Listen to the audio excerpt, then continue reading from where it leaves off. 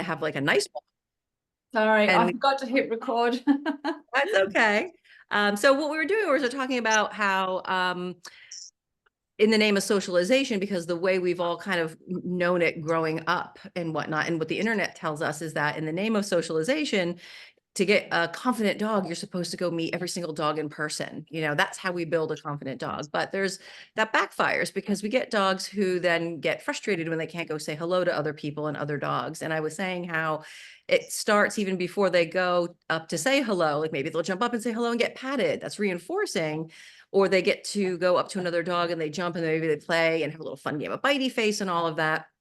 But they're even reinforced further before that. They see the person or the other dog and they get the little tail wag going. They're like, oh, hi, there's a person. They want to say hello to me or another dog.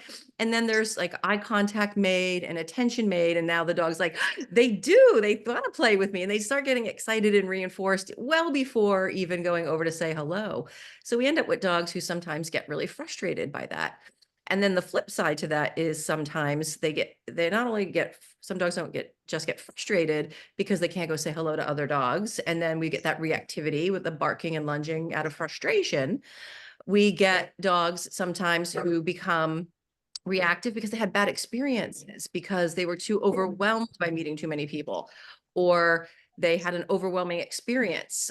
There's lots of puppies who are shy and take a little bit of time to warm up, and you get like these two guys have a very similar play style. They are both rough and tough. And if a shy puppy goes and meets one of those dogs, if they get pounced on, just even in the name of play, and it's scary to them, that can impact that puppy or dog. And then they can start to learn that engaging with other people or other dogs is something to worry about because it didn't go so well for me last time. It was overwhelming or scary, or maybe they got hurt because not all dogs are friendly and want to say hello to other dogs. And when they're on leash and they say hello, we can have more of a conflict because they're restricted in their movement and everything. So we can start to kind of build this behavior that we're trying to avoid without even realizing it. Yeah. If anyone's got any questions as we go through, feel free to pop them in the chat, or maybe in a bit we'll do, voice hand raising. I'd be interested to hear later on maybe because Monica's got, I'm not sure, I think is it 4 weeks old, Monica? As that dog may not be getting, I don't know what your circumstances are, but with the bringing up a really young dog as the mum there, I'd say. Pardon? Sorry, can you hear me? Yeah. Yeah. Yeah, I did. So I just saw a video that was here. So it's a Jack Russell Singleton orphan puppy. No mother, no siblings, was handed to us when she was a day old. So we've been when she still had the umbilical cord on her. We suspect her mom passed away during the night. So she was the first that was born. The second puppy was breech. And the owners only realized what was happening like the next day and then wanted to get rid of it. So long story short, it ended up with us. We run a local emergency services here, and they also known as the dog lady. So I had 3 kids come up to me and yell at the gate and say, like, please help. So that's how the puppy ended up with us. And of course, it's in Singleton that doesn't have any socialization, it doesn't have any skills. I'm very concerned about, that kind of reactivity and, making sure that the puppy does develop properly and not having any, behavioral issues. That along with the fact that it is a Jack Russell, they do tend to be a little bit aggressive sometimes. So, yeah, I'm very, very interested in, the best way about making sure that this puppy, develops properly. We do have 2 adult dogs here. The female dog has decided that it's her puppy. And they're getting along very, very well. The male dog is kind of a bit, hesitant and mostly walks big circles around, while the female dog is quite obsessed with the puppy. And yeah, so this is the challenge of knowing like exactly how much, what is too much socialization, what is too little socialization. The male dog is a little bit protective. So he's a typical mix. So his reactivity is tending to be more on the, territorial side of things. Whereas the female's got a border collie shepherd something mixed, and she's a little bit more nervous. And she gets a little bit afraid of strange dogs, and this tends to set off my older dogs. So I'm very worried that, like trying to socialize her and things like that, especially with strange dogs, because we have a lot of stray dogs in the neighborhood. And that means that, walking them around here is a bit of a challenge. And my female dog actually got attacked by somebody's puppy, believe it or not, that came through the fence, dug a hole underneath to get to my puppy, and luckily she didn't get hurt. I got bit quite hard on the hand, in the knuckles actually, and then my pit bull, which was off leash at that time, which was a couple of meters around, turned around, and would have killed this dog if I hadn't grabbed him by the harness. So, and ever since then, like, I can't walk those routes anymore because I just don't know what dogs are going to come up to us. And, so I have to make quite a bit of a mission to have controlled walks and things like that, because it's just the nature of the environment that we're living in. We're in a rural area, and there's a lot of stray dogs. And some of them are friendly, some of them are not so friendly. Some of them, carry diseases. And it's now become easy because last weekend I took the dogs for a walk by the dam. And these people, they were very lovely. They, of course, had a beautiful Labrador. And as I was getting the leashes out and ready, this Labrador came up to my dogs. And my female dog reacted in anxiety. And then my male dog, of course, lunged at him, and I had to grab him by the harness to make sure that, like, it doesn't bite the other dog. So for me now, with another puppy in the mix, it's a bit stressful because I don't know how to, make sure that the situation doesn't escalate further. And managing 3 dogs is very, very difficult. 2 at a time is already a lot.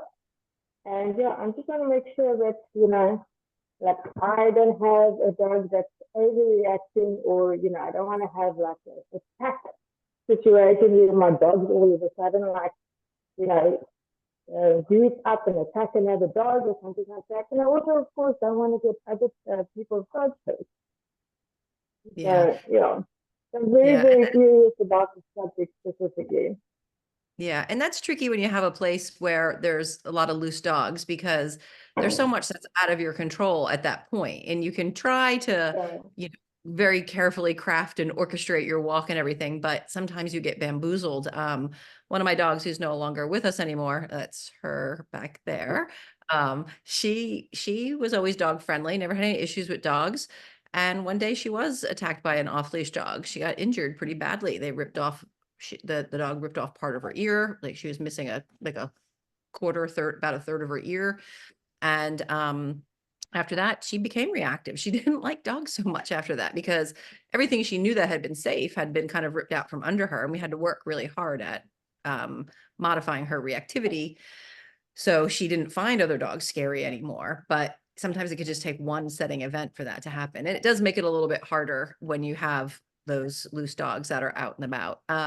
Sometimes what I suggest people do, and you have to make sure your dogs are okay with it, is, just carrying like a small umbrella with you. And so when you see other dogs coming at you, you can open the umbrella in their direction to kind of ward them off and everything, and then shield your dog from that. But you have to make sure that your dog is okay with the umbrella popping open, with that sudden scariness that goes on. So that takes a little bit of conditioning to make sure that our dogs are okay with that, just because we don't want our dogs to get scared as a byproduct of that as well. And sometimes that can help. And it can be scary. I was helping a client with polite leash walking many years ago.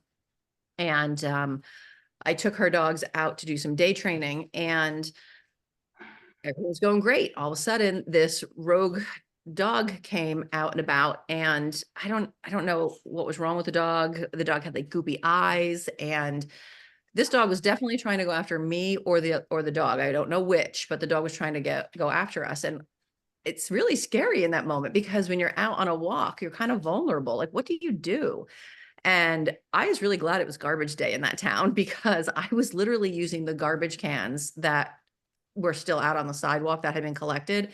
And I'm putting that between like me and this dog and trying to protect the dog that's with me the whole time, all the while trying to figure out how am I going to get out of this mess, because what am I going to do?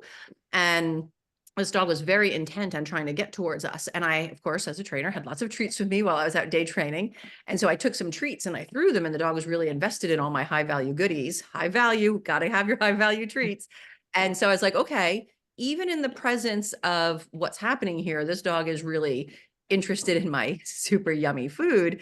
So I threw some treats, and then we walked a little bit down the road, and I actually took a small recycling can with me that was not as big as the garbage can. I took it with me and I kept it between me and the dog. And I kept throwing goodies, and I could see like the corner to the block was coming up, but it felt really far away at that moment. Like we're in that situation, it feels like it's going to be forever to get them somewhere. Now to get back to my client's house, I just needed to go straight and make a left, and I would get there after several blocks. But if I kept going straight, I knew this dog would follow me the whole way, and that my best chance was probably to make a right on the corner and try to get out of sight. And so I kept throwing treats, and then we'd move as fast as we could. And then when the dog would turn around and come towards us again, I'd throw more treats. And then we got to the corner, and I took one of my baggies and I slit the side down. It was jam packed, and I held it closed. And then like I threw it like this giant meat grenade that exploded all in the street. And this dog was like trying to get all these goodies. We turned the corner. I never ran so fast in my entire life with this other dog. We ran down the block, then we made the left to go that way. So if the dog came around the corner, they wouldn't see where we wouldn't see where we went, and we could get out of sight. And we just ran. And I was like Forrest Gump. I was running. I just kept running. And I was getting out of breath, and I stopped at one point, and I turned around and there was no dog, but I had just kept running and running and running. And that's how we avoided that. And I was so grateful that there was, and I had the recycling can. When I turned the corner, I abandoned it and I ran. And then I felt bad because now I have taken somebody's recycling can and everything. So when I was done with the client, when I was driving back home, I went back that way and I found the can, and then I put it back in their driveway and everything. But yeah. And so that's why having sometimes something that you can have on you that you can protect you and your dog. And the umbrella is great because when you open it up, now you've got a barrier too. And so if the dog is scared off by it, fantastic. If not, you've at least got some sort of barrier to do like a little bit of protection. And I've been out with dogs who don't like other dogs when I was doing training with behavior cases, and rogue dogs would maybe come running up to us. And that's terrifying when you know you have a dog that doesn't like other dogs. Yeah. You see them coming. And then I just get behind anything I can. Cars, here in the United States, depending where you live, sometimes in developments, they'll have like these big green electrical boxes in developments that have like electrical stuff that goes into the development. Even like getting behind one of those where you can kind of like play this like ring around the rosy thing until you can kind of find a way out of that situation, or until somebody comes and collects their dog or whatnot. And everything. But yeah, that's terrifying. And it doesn't matter if you're a trainer, when you have a dog running at you, it's totally terrifying because you're afraid something's going to happen to your dog. And sometimes it doesn't, and sometimes it does, and sometimes it doesn't end well. So yeah, it's not nice. It's not nice at all. Yeah. Yeah. And with regards to helping prevent reactivity, like one of the things I always recommend is, because again, there is that misconception that we have to meet all the other dogs and people in order to get this social puppy, but just standing back and letting our puppy observe the world and seeing what's going on, that's all part of socialization. They're taking it all in. They're learning about everything that's going on, whatever it is in the environment, the garbage truck going by, anything that's happening, they're learning about it, and they're just taking it all in. They don't have to interact with all of those things, just simply watching. I have this little video of Kazoo that I took when we brought him home the first weekend, of like all his explorations. And it just looks like a fun puppy, like having like a good old time investigating. But everything that he was doing in those 2 days was so important, because he was learning about the environment and what's good and safe, and if there was anything scary and bad, and taking in the sights and the smells. And that's all part of confidence building. And he didn't have to go out and interact with a lot of people to start building confidence at all. And it's not that my puppies don't meet people.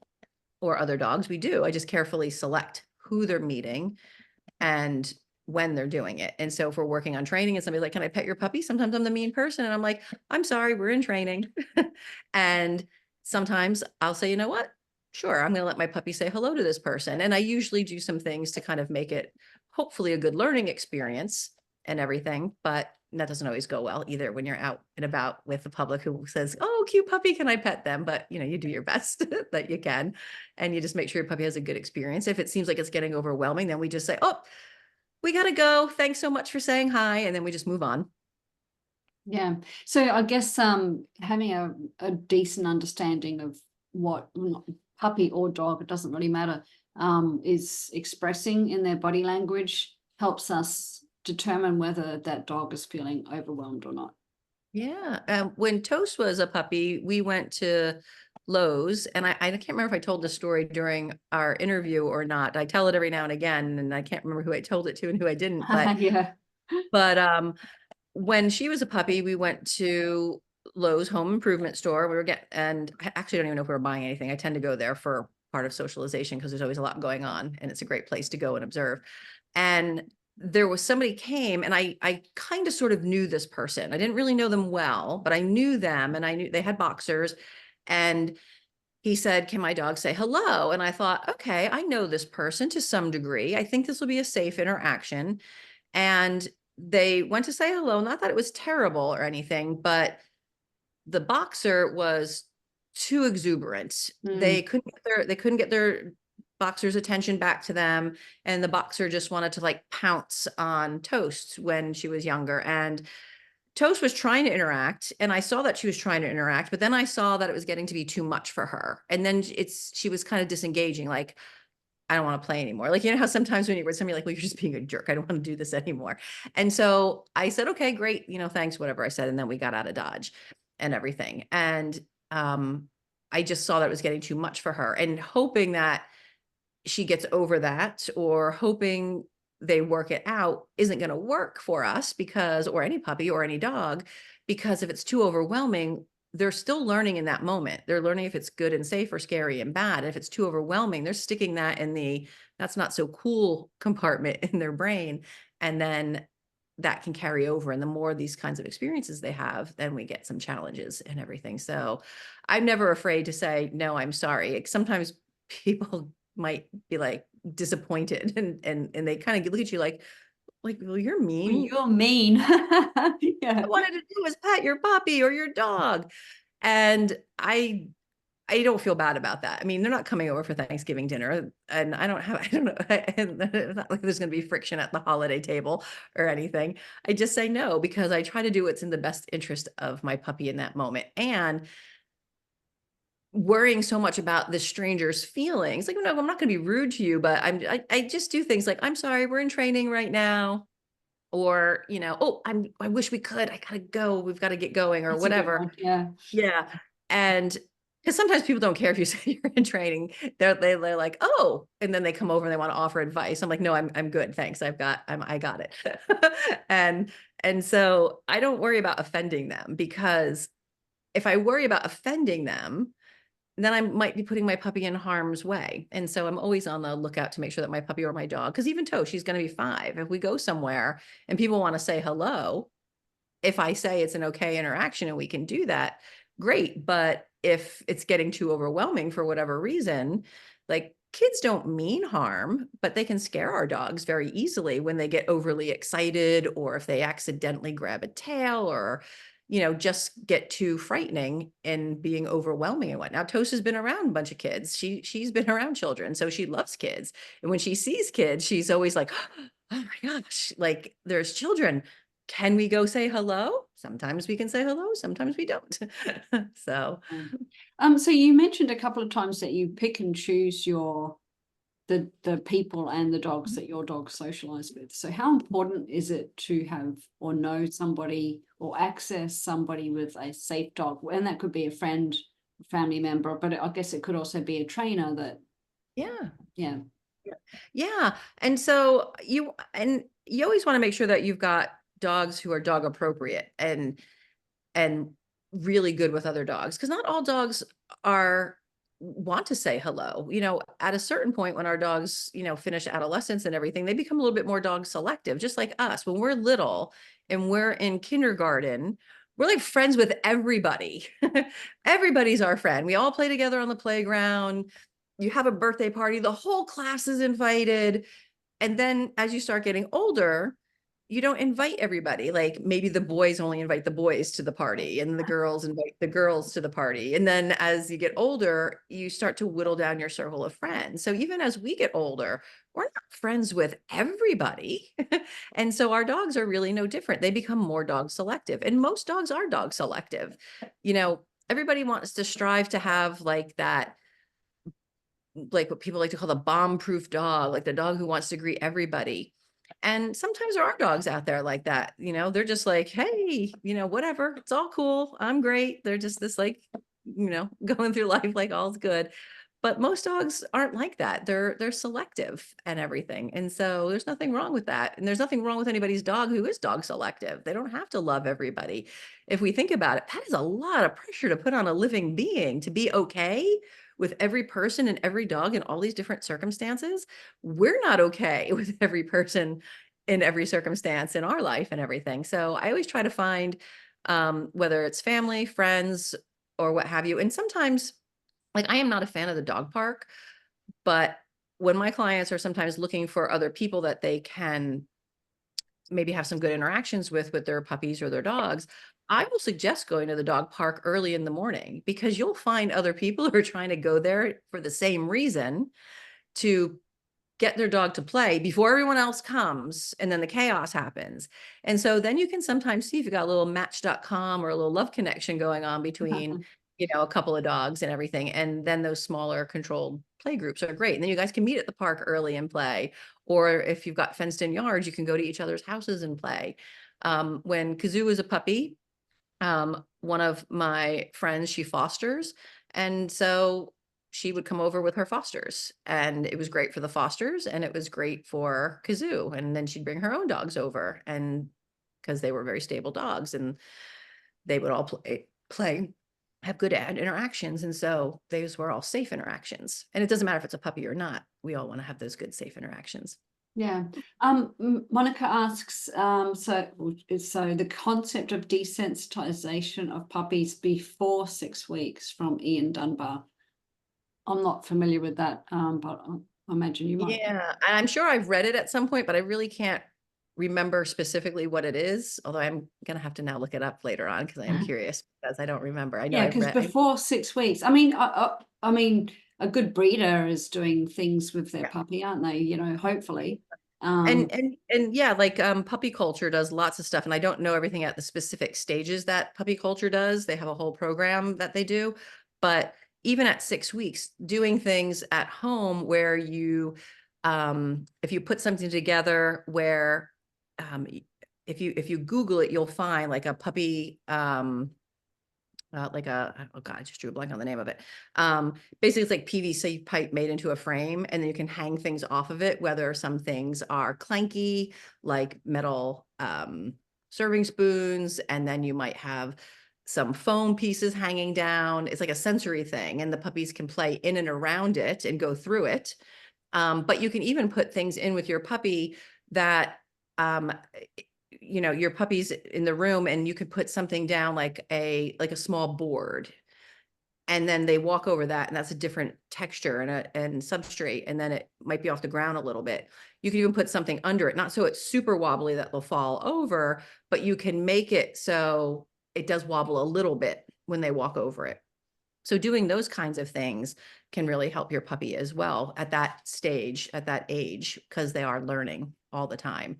I love those So, puppy sensory boxes that people make with the stuff dangle down for the puppies before they go home. And you can make those. Those are always fun. If you Google that, you'll find all sorts of different fun things that people do. And you can change it out too, because if you have hooks on it, you can then switch things out. So you don't always have to have the same thing on there all the time. You can change it up and switch it around. so Ian Dunbar, as far as I understand and know or have researched, he is a vet that studied at Berkeley, and he was part of the first studies on puppies and puppy development and things like that in the 1970s and 1980s. And he's the one that started the concept of puppy socialization class.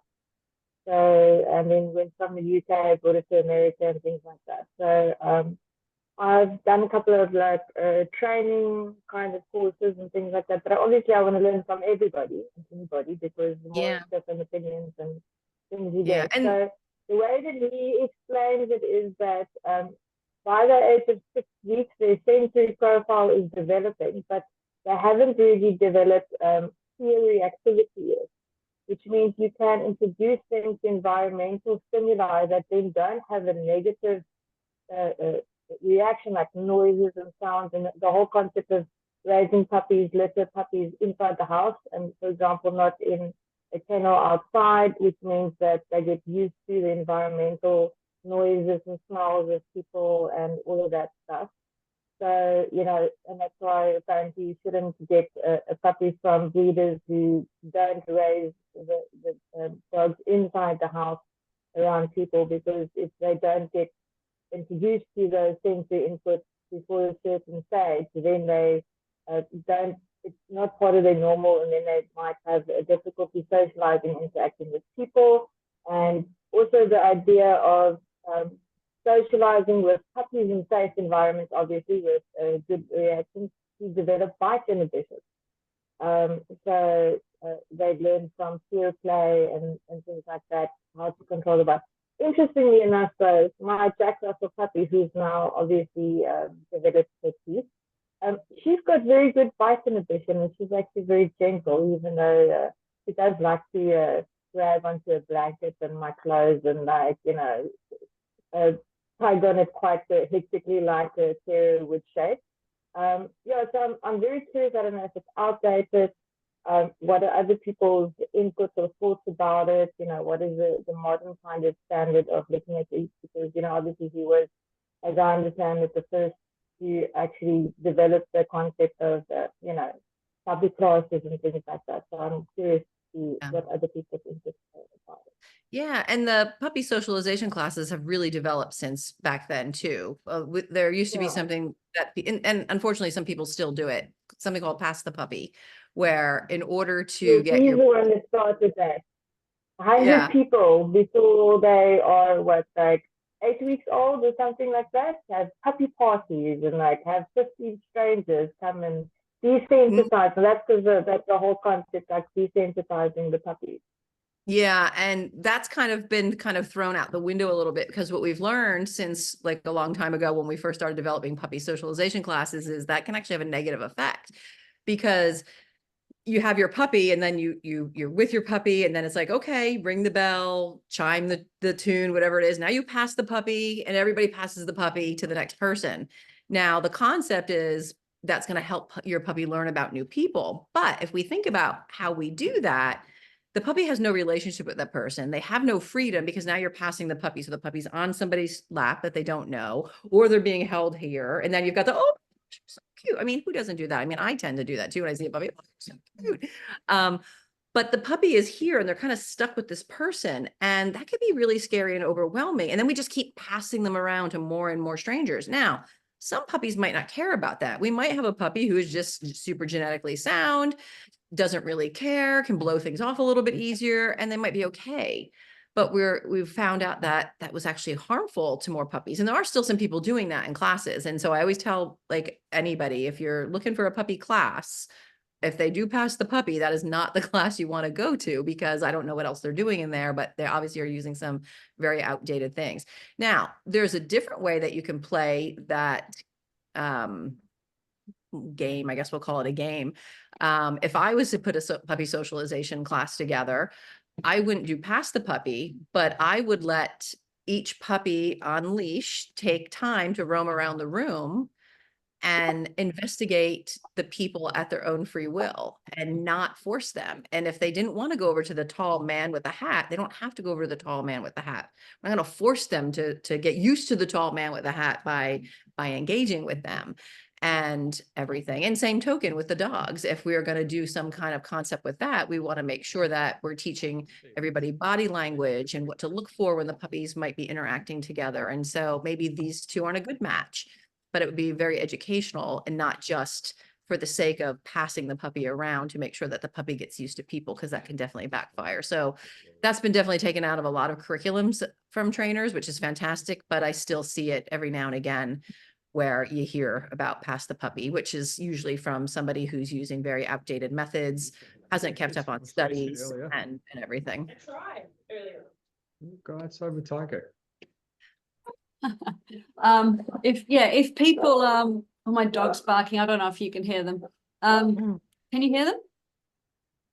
Very little. Yeah, a Oh, little bit. right, yeah. I muted myself, but I forget what I was going to say now. They're so distracting. If the puppy's finding it overwhelming being around, literally being controlled, and they've got no autonomy and no choice in the matter, then if the dog's a little bit wary of you, it's going to have a negative impact. If And any, so what is the puppy learning in that moment? We play past the puppy. We're like, oh, I can't, my stuffed puppy's over there. I can't grab him right now. We're like, oh, hi, puppy. And if they can't get away and they have no agency, then they're learning in that moment that people are maybe a little overwhelming. Maybe they're down, this person might be downright scary because they're trying so hard to make friends. I mean, I love it when somebody has puppies, like a breeder or a rescue or what have you, and then they just invite some random friends over. They just sit down and let the puppies investigate on their own. If these puppies want to come over and say hello, fantastic. If this puppy wants to hang back, we let that puppy hang back. And then we see, does the puppy going to be like, oh, okay, this is safe. Let me come investigate on my own, or are they shy? And then is this puppy need a little bit more help learning about confidence in the world and everything? But we never want to force a puppy or any dog to have those interactions. Sometimes when I'm out and about at pet stores, I'll see people with their dogs like, don't you want to say hi? You should go say hello, go say hi. And I'm like getting my stuff. I'm like, they don't want to say hi. And I don't say anything because people don't want random people coming up and telling them anything. So I've learned that the hard way. I've tried to help people, and then I've gotten people who got mad at me because they just don't appreciate the help. Like the one day somebody had a young dog. I went to the pet store and the dog wanted to jump up and say hello so badly. And I said, it's okay. I'm a trainer. You don't have to do anything. And she said, but I don't want him to jump. And I said, no, that's okay. I don't want him to jump either. I said, I'll definitely help him out to make a better choice. And every time he tried to approach, if he looked like she was going to jump, she would yank the leash really hard and yell at him, no. And I just said, no, just let him be. I said, I'm not going to let him jump. I promise. And I was trying to work with, but every time he looked like he was getting ready to leap, she would just yank him back. So I just left because I just felt bad that he was being punished for trying to make a good choice, and he didn't even have a chance to. So, and she got a little bit aggravated. So I just moved on. you got to choose your battles, don't you, sometimes? Yeah, if anyone's got any questions, please, either you can raise your hands. There's a little button down on your thing there where you can raise your hands, and then we'll ask you to unmute, or just type them in the chat. But Kelly's here, so if you've got any questions, take advantage of it. And I think the biggest thing that anybody could do, whether they have a puppy or a dog, is when you're out and about, is just let your dog or your puppy observe the world. And when they're standing there watching, reinforce them for that. Like, you're reinforcing them for watching the world. You're reinforcing more than that, because you're reinforcing them being by you. The reinforcement is coming from you and not everything else in the world. So you're the special thing in the environment, not everything else out there.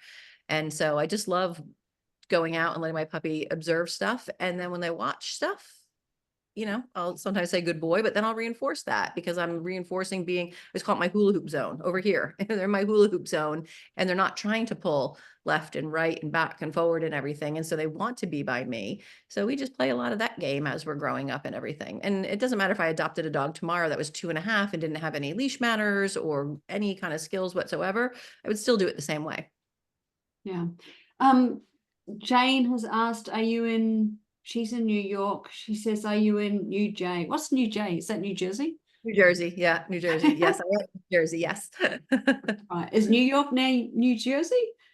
New York is, yeah, we're right next door to each other on where I'm located.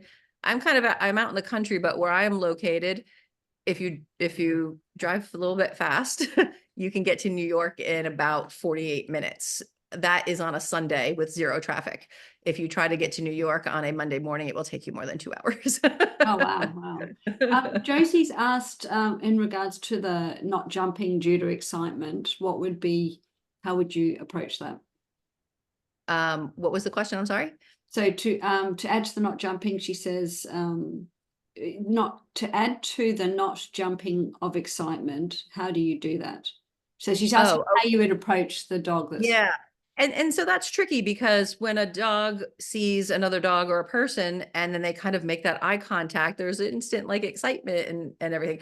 I mean, seriously, when you see a dog and you make eye contact, aren't you like, oh, like, because we all love I'm dogs. awful. And Yeah, our I dogs do are having that. yeah, our dogs are having that kind of that same reaction, like, oh, there's another person, they want to love me, another dog. I work a lot with when I have my puppies, or like I said, if I was to adopt a 2-year-old dog tomorrow that didn't have any manners, or a 5-year-old dog or what have you, I would start working with making me the best thing in the environment. So I'd be practicing from afar, and I would know how, if I'm too close to the playground because my puppy is whining a little bit, like, please, let's go, you're holding me back, I'm a peacock, I gotta fly. Then I'm gonna go back further. I want to get to a point where my puppy can observe whatever it is, wherever we're at, without getting overly excited. And then I'm going to work with my puppy on making a really good relationship and bond with my puppy, because we love our puppies, and we might say that our puppies love us, and they probably do. And curling up on the couch next to us is not the same thing as having a training bond. And this is why we sometimes get where we talk about how our dogs or puppies have selective hearing, or they're stubborn, or they're blowing us off. It doesn't mean that our dogs don't love us, and they're certainly not blowing us off and being stubborn.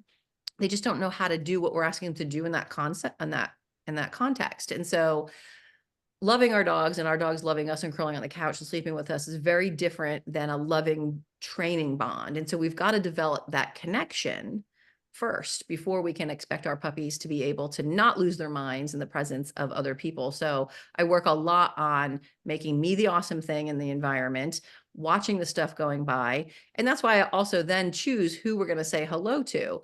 And it's never going to go perfectly the first time, because there's going to be that excitement when we get there. But then I just try to play with my puppy to kind of keep their attention on the ground. I try to direct the people to do certain things. And of course, when the general public sees a dog or a puppy and they get all excited, they're usually adding to the excitement. And so they're not hearing half of what I'm saying. And I just take the good with the bad. But we always start with checking everything out from afar before we go up and say hello to everybody. And then we work on that. But first I have to have that training relationship with my dog or my puppy, because I'm not gonna be able to get anything from them if we're really close to other people and dogs. If we don't have that, it's just going to be like too excitement, too much over arousal and everything. Where do you stand on the whole, there's some trainers, or they're usually trainers, that have what they just term as neutral dogs. So the dog sees another dog or sees another human and is just like, I don't even care about you. The only person I've got. I find it a bit sad. Like, I mean, you want your dog to be obviously not over the top and not just disgustingly excited, but and still listening to you, but to be kind of indifferent to, not share that love, if you know what I mean. I guess, yeah. And I think I look at it as a way of what's the best way to word it? I kind of look at it as not that I want them to don't care about other dogs. I want them to just be calm around other dogs. So I want them to notice the dogs. I want them to be okay around other dogs. I don't want them to be like, oh, there's a dog, I can't look at you. I don't want that. I want them to live their best life and be happy.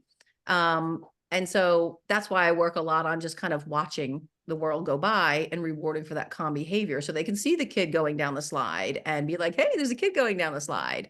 And it's not that they don't care about them. They can just watch calmly. So I'm not looking for a dog that doesn't care about stuff, so to speak. I don't want them to, and I guess that's where it gets a little bit dicey with the word, is it's like, I do want them to not really care, but that's not quite it. I just don't want them to care so much that they want to pull me left, right, front, and center to get over there. I want them to just notice the things in the environment and be like, yep, there's more kids running around. Oh, look, there's a squirrel. and everything, and just not kind of have blinders on to the world. And that's kind of what I want. I want my dog to enjoy the world and just not be overstimulated by the whole world. Yeah. Monica asks, how much do you think genetics affect reactivity? Yeah, I mean, genetics are a big part of our dogs. That's the hard wiring and everything. I mean, I've known dogs who were born with some aggressive tendencies. You know, these puppies at very young age are displaying, you know, aggressive behaviors. And so genetics are strong within our dogs. That's not hard wiring. And so, and it's kind of tricky because there's dogs out there that have really not had any kind of socialization plan program, and those dogs are amazing dogs, and their genetics are obviously awesome genetics with not being, you know, thoughtfully bred, right, to preserve a breed. Like there's some street dogs that are just like amazing, and they didn't have anybody rearing them, they didn't have any human interventions, and they're fantastic dogs. So genetics are pretty strong and everything, and whatnot. I know you're talking about bite inhibition before. Kazoo, he missed 2 critical weeks with his litter mates. He was our bitiest puppy. He would get you in the butt quite often. Like he'd always like bamboozle you. I was like, it's always the butt.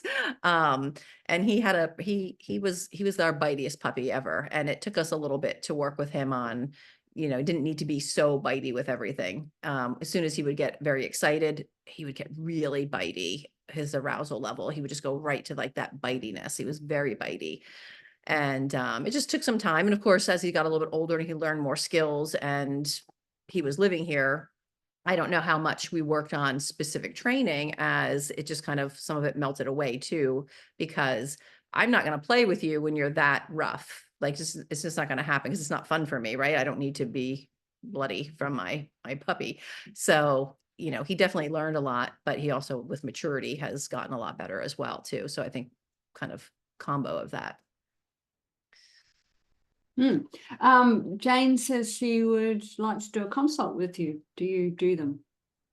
I do. We could we can definitely chat. My information you can get from Ness. It'll also be in the interview info. I think my interview's tomorrow. So you can get my Yes. information there. We can, I asked Ness, she's like, day 4. And I was like, okay, great. And then I was like, oh wait, day 4 is my day. confusing. Yeah, I was like my day 3. So yeah, I think I'm tomorrow. But yeah, my information will be there and we can have a little chat, you know, back and forth, email, whatever, and see what we want to do. Anybody got any other questions or anything you want to cover that we haven't already, Kelly? Yeah. I just always tell people not to overcomplicate it either, because sometimes we just get so worried that our dogs are not going to turn out perfect. What is perfect? Like none of us are perfect, or that we're going to do all these things wrong. I just say don't overcomplicate it. Just, you know, do the best you can. And if I can get one thing across from everybody with regards to socialization in general, is that you just don't have to meet every single person. I have a photo that I share with my puppy clients when we're doing the socialization confidence building piece. It is a random photo that I took of Toast on one of her first outings that we went. It is a random photo. And I remember it was the fall because we adopted her the last weekend in October. And so we went the following weekend into town. And I took this random photo and there's not a single person in the background. And I remember it was not a great day because it was fall. So sometimes it gets like damp and cool and it wasn't a beautiful day. It was very gray outside. And so it might even rained earlier. Rain might have been moving in. And we didn't see a single person in that random photo. Didn't catch a single person in the background.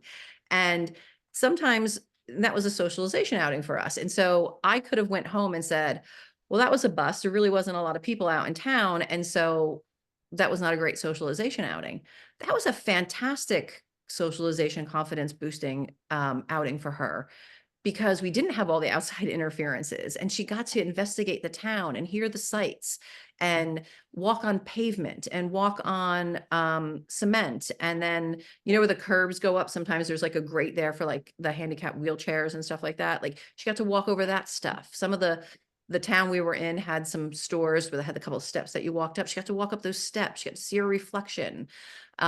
She got to hear the river that we went to. She got to walk over the bridge and hear what the rubber tire sounded like on the metal bridge, because that sounds different than on the road. And there were construction cones, and the picture I took of her was sniffing a fire hydrant. And based on what I know of her as a puppy, I don't think she ever saw a fire hydrant. It was probably her first one. It probably smelled great with every boy dog that lifted his leg there too. But she just got to explore the town and everything. And she got to take so much in from that. And like I said, we didn't capture a single person in the background, even by accident. So I know we didn't see a lot of people that day. I'm sure there were people milling about, but we didn't have all this interaction with other people and dogs. And it was a fantastic event for her to help build her confidence and just learn about her surroundings without the added pressure of anything else. Yeah. I mean, we're talking about socialization, which helps to build a dog's confidence, whether it's a puppy or an older dog. But how important do you feel confidence is when we're talking about preventing reactivity? Yeah, and I'm a big one. If anybody's ever heard me talk on my events or anywhere else, when I talk about socialization, I don't even like to use the term socialization. I think it's the complete wrong term. Yeah, I do. I agree. Yeah. It's confusing. Socialization implies social, right? Social Yeah. media, we're interacting. We go to social gatherings, we interact.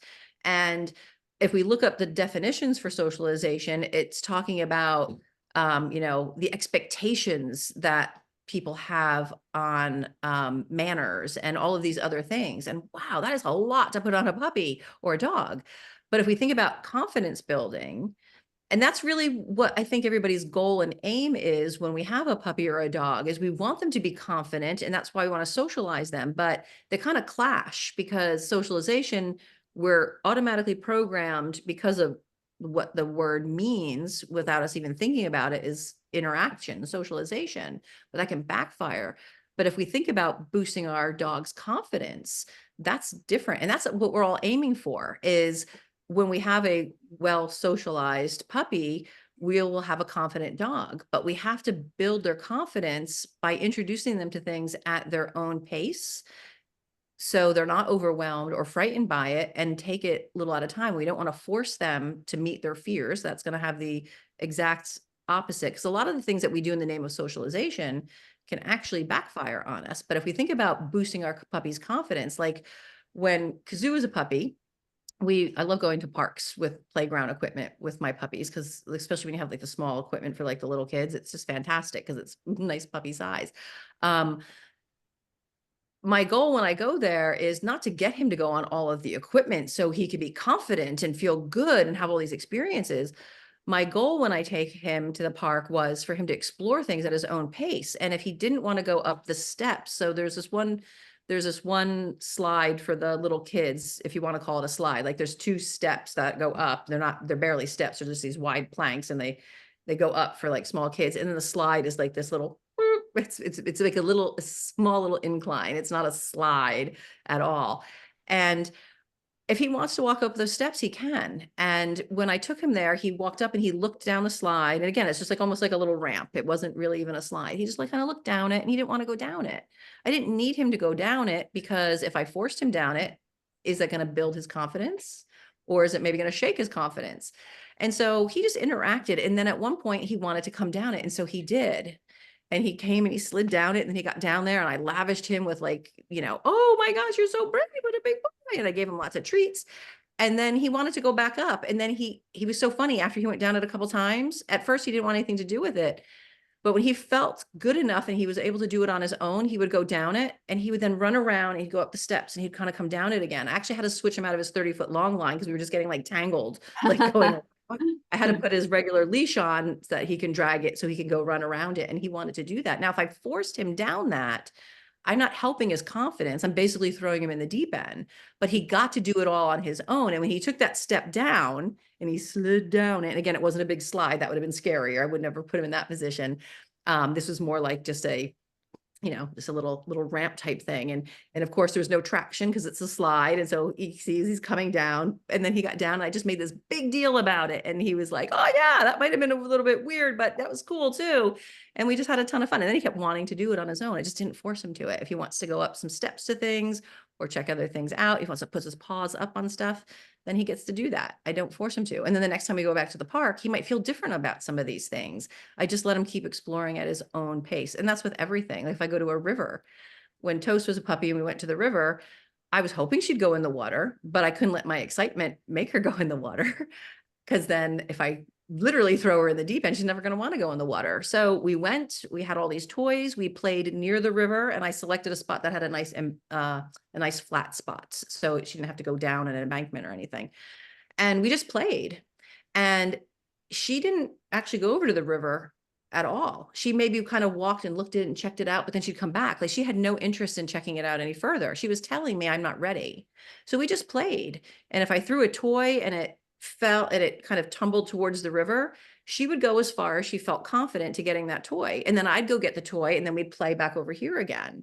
And the more we played, when the toy might roll closer to the river, she got braver and braver, would go get it, and then she'd run back with it. And then probably within about 15 minutes, her little paws were in the water. A little bit while after that, she was up to her elbows. And then of course I had to be careful because I didn't know what the surface was like. I didn't want her to take a step and then plummet and go under. So I was kind of carefully watching her to make sure that she was going to be okay. But this, she loves the river. Now, if I forced her to go into the river, I might not have a dog who likes to go to the river. She'd be like, not doing that. And if she didn't want to go anywhere near the river that day, we wouldn't have. We would just played by the river, and she could go as close as she wanted to when she wanted to. We'd leave and we'd come back another day, and then we'd continue playing until she felt confident enough to go in. And if she didn't ever want to go in, I'm not going to make her go in. Yeah, it's funny when you see Labradors who love water because they are water dogs, and then you find one that's like, oh no, it won't go near the water because they were literally thrown in there or they fell in the pool when they were puppies. But yeah. just getting back to the confidence Mhm. versus kind of maybe halting the reactivity, or not halting it, but helping the dog not be reactive. Actually, Monica's just says that her male dog doesn't lack confidence, but is territorial and does not like other dogs walking up straight towards us. If they come within 2 meters, he will react to correct them. He is very bold. She says it's almost like resource guarding. Yeah. And all that reaction, all that barking and lunging is to keep the thing away, right? Because if I'm barking and lunging, usually people won't come near me. And so if you start coming into my space and now I'm uncomfortable, I'm going to let you know that's too close. And our dogs will tend to bark and lunge when they do that because they're trying to keep you away. Yeah. Mm. So but she's saying he's not lacking confidence. Yeah. But still that behavior, Still trying to keep them away. Yeah, is usually trying to keep him away. And sometimes if it's overexcited, now they're going to play I like know. crazy. See, They're did going you see his nuts. little run spinny thrust move that he did there? Yeah. Yeah. You saw that out of the corner of my eye. And sometimes it's might not be a lack of confidence. It could be frustration too, but each dog is individual. So it's kind of hard to give like general advice without knowing the dog a little bit more. Because there's dogs that are happy to see other dogs that bark and lunge. They're certainly not trying to keep them away. They're frustrated that they can't get to the other dog. I see that a lot with dogs that go to doggy daycare because they just have free range. They get to just run and pounce and play and tumble. There's no restrictions. And then when they go out on a walk with their family, they're like, dog, why can't I go? And then they start barking and lunging. They're not afraid. It's not that they're lacking confidence in any way. They're just frustrated in that moment. And so we're seeing kind of the same behavior, but it's just for a different purpose. Yeah, I guess that's important, knowing that it's whether it's that frustrated behavior, whether it's a fearful behavior because they're scared of what's coming, or they're maybe resource guarding or whatever it is. Yeah. And sometimes when I used to work with a lot of reactive dogs, a lot of people would say my dog is protecting me, but sometimes it's not that at all. Actually, a lot of times it's not that at all. It's actually a dog who is lacking confidence. And then when they're with you and there's people in their space, they're not actually protecting you. They just feel more confident because you're there. You're helping boost their confidence. And then we're seeing that reactive behavior from them. So sometimes it's a lack of confidence that we see that it's causing that. And it doesn't have anything to do with protecting, because they'll say, oh no, as soon as somebody comes by, they'll try to protect me. And sometimes it doesn't have anything to do with not really liking the people. It's just a little bit overwhelming in that moment. They don't have a lot of confidence. And so we're seeing that behavior. Yeah. Anyone got any other questions? Well, we've got Kelly with us. You can unmute if you want. Anybody? Nope. Mhm. Look like it. Okay. Sure. Last chance. Oh, no, Monica says he has. All right, her male dog's gotten into scraps. He has won every fight with the other dogs submitting. Yeah. Yeah. And it's possible he could be just lacking some confidence too, right? Because it could be viewed either way. And that's where you would want to work with somebody who specializes in reactivity so you can kind of hone That's in an that a little. in-person trainer, do you think, for something like that? You could do in person. There's some awesome virtual trainers out there who work with fearful dogs who need help boosting confidence or have reactivity. There's a lot of amazing trainers out there that work remotely and can help people all over now and not just locally. So it's just, connecting and finding one that's going to, Yeah. work with you, that you're comfortable working with. And you've got Mhm. some resources on your side as well. People can reach out to you. Yeah, absolutely. Yeah, feel free for sure. Happy to answer any questions that anybody has. It was great being here with everyone. Yeah. Thank you everyone for joining us, and thank you, Kelly. And this will be put back. I'll share this link in the Facebook group as well. Thanks everyone. Bye, Have a everyone. great Thanks for evening, being here. day, night, morning, whatever it is. Good afternoon, good evening, good night, wherever you are from. Yeah.